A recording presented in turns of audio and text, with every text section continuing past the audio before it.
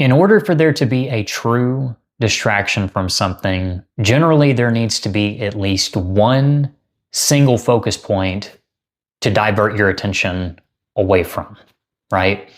So it's to get your attention off the thing that you were focusing on 2 seconds ago and get it to be over here.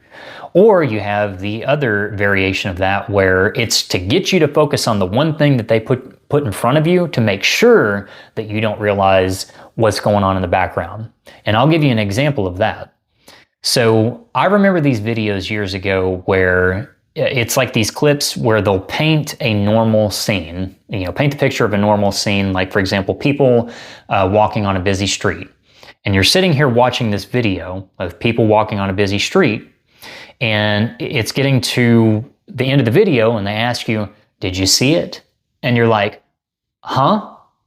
Did I see what? It's just a bunch of normal people, right? They're just walking on a busy street.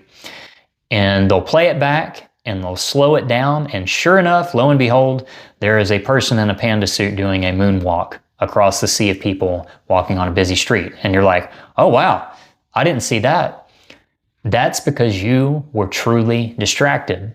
The idea was to get you focused on what was in front of you to make sure that you didn't see that, right? Or to trick you into making sure that you didn't see that. So with that being said, it's usually one single focus point to divert your attention away from, to get you focused on something else. So with that being said, and folks, hear me out on this. Not everything is a distraction from the Epstein files. Not everything is a distraction from UAPs and disclosure. Because, you'll hear people say that, oh, they're really dodging the Epstein files with the UAP and disclosure topic. No, they're not. They're two different topics. People can't talk about two different things at one time. And really ask yourself this. If you were hyperfixated on, let's say, for example, the Epstein files, and somebody presents something else in front of that, and you're still thinking about it, well, bub, it doesn't sound like you're distracted. It sounds like you're still on point with it. But you have to be honest about what is truly a distraction as opposed to just topic switching. We can't talk about the same thing over and over again. There's more going on in the world, and I would argue more important things going on in the world than the Epstein files or UAPs and disclosure. So that's my point.